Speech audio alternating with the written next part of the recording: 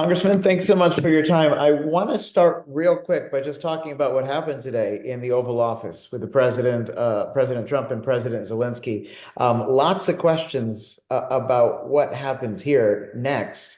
What's your take on what happened?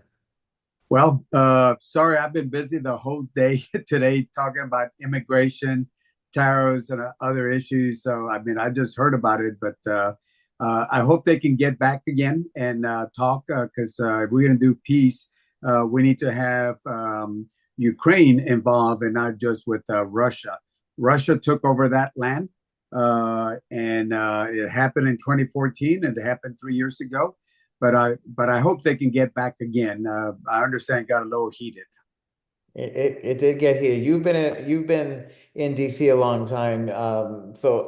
Basically, President Trump kicked President Zelensky out of the White House and says, "Come back when you're ready for peace." Have you ever seen something like that before, like to that level? Well, again, I didn't see what happened. I'm just going on secondhand, but yeah, I think this is probably something I've heard about for the first time. Yes. I want to ask about the economy. You know, the money runs out to fund the government March 14th. We have been through this road many, many, many, many times. And, clean CR changes with the Department of Government Efficiency. Where are you on this as we come up on March 14th here? Well, first of all, it's important that we fund the government. We missed the September, we missed December, and here we are about March, and it just takes two to tangle. And certainly, we're asking our colleagues on the other side to sit down and talk to us so we can make this happen.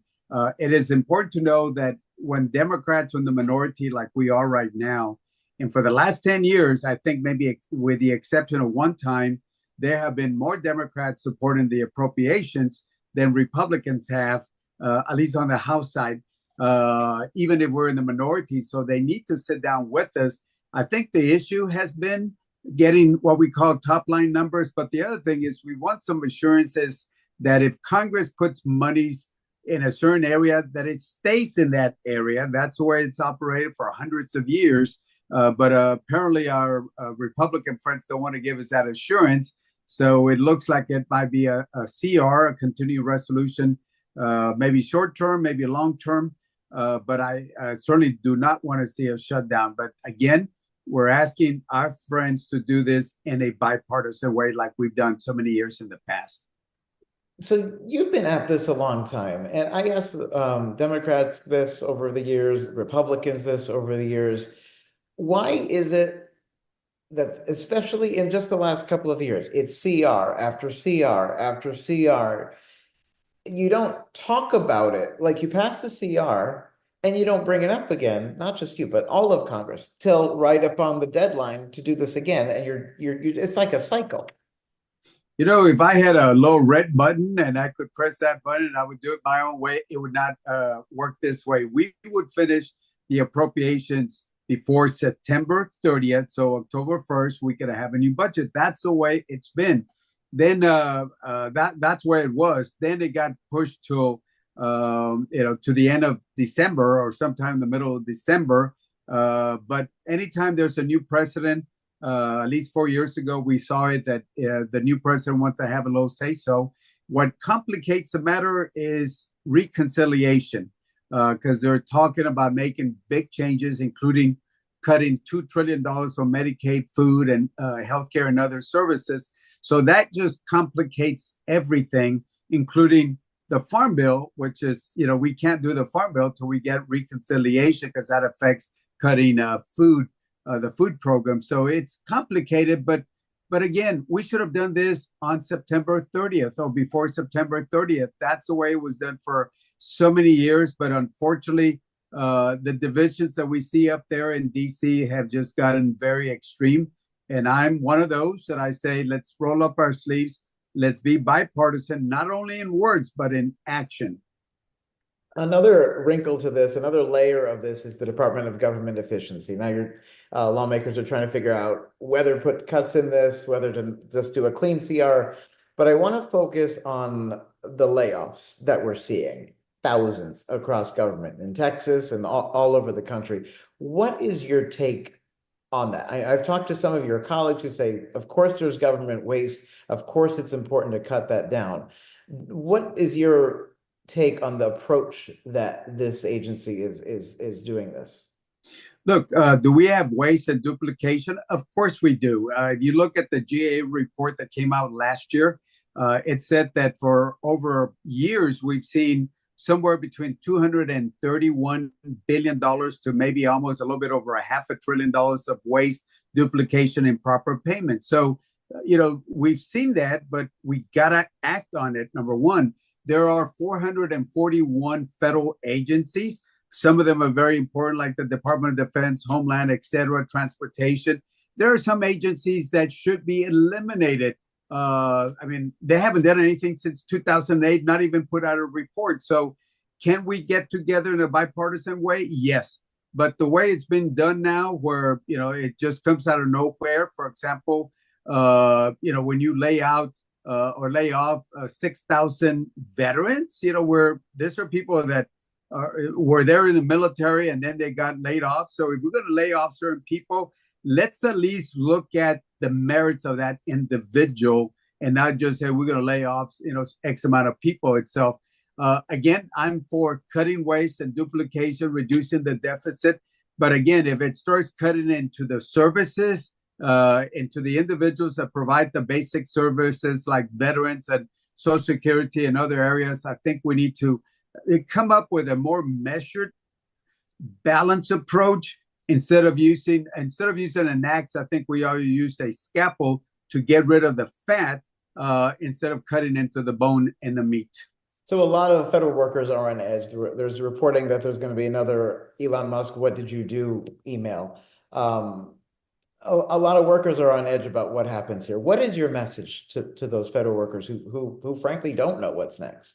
Yeah, it is bringing uncertainty, no ifs to the workers. And I've talked to a lot of them, and they are worried because they got families. To send an email and say, hey, tell me what the 5 things you did last week. Is that going to determine the career of that? No, there are managers and there are secretaries that got appointed by or confirmed by the Senate. We got to follow that process. There's already a process. There's some folks that we need to get rid of. Yes, but the way it's been done, it's not measured, it's not balanced. And again, it's bringing a lot of uncertainty to workers, and especially some of those veterans have been laid off that, served, and now they're back in civilian life. And we tell them, thank you for what you did for our country, but hey, sorry, we're going to lay you off. So again, it's got to be measured and it's got to be balanced on how we do this cutting. And last one for you, this inaugural flight from San Antonio to DC, it is a big deal. It's been in the works for a long time. I know you folks are talking about it with your colleagues. What's your take on it? It's a big deal. It's a big deal. We've been working on this for many years. About 10 years ago, I almost got this done, but politics got involved on a thing. But this time, Democrats, Republicans, we all got together, the senators, the congressmen, we got together, we pushed hard, and it got done. And this is why I'm excited about this, because this has been, there were 2 big projects I've worked on that it was important for the San Antonio community. One was a federal courthouse, and I worked with Senator Cornyn. We got it done, a federal courthouse. And then the other one, working with Senator Cruz and the other delegations, our colleagues, we got the direct flight. Those were the 2 biggest things that people had asked us to do. And guess what? We delivered. So with Republicans and Democrats working together on this for San Antonio and for South Texas, what do you think, generally speaking, if you look at it 30,000 feet, bipartisanship is very difficult in DC, but is this some glimmer of hope that you guys can work? It's a glimmer of hope, and it shows you what can be done working Democrats and Republicans. The federal courthouse, that was a big deal. The direct flight, this is a big deal. I still wonder who set this flight at 6:25 in the morning, but that's a different thing. But nevertheless, it shows you what happens I worked with Senator Cruz on this, but I also worked with him on some laws that a law that allowed us to speed up the building of bridges in Laredo, Eagle Pass, and other places. That shows you when you work together in a bipartisan way, you can really make big changes for communities. All right, Congressman. Anything else you wanted to add? That should be it. Thank you so much. Are you going to be there at 6:25 in the morning? So I get up at 2 o'clock every morning, 6:25. Oh yeah, well this is an easy one for you. The day's half over at 6:25. Well, if you get up at 2 o'clock this morning, you look good. So tell me what vitamins are you taking so I can take some. It's a nap at 12:30. It's glorious. Thanks so much for your time, Congressman. Have a good one. Bye-bye.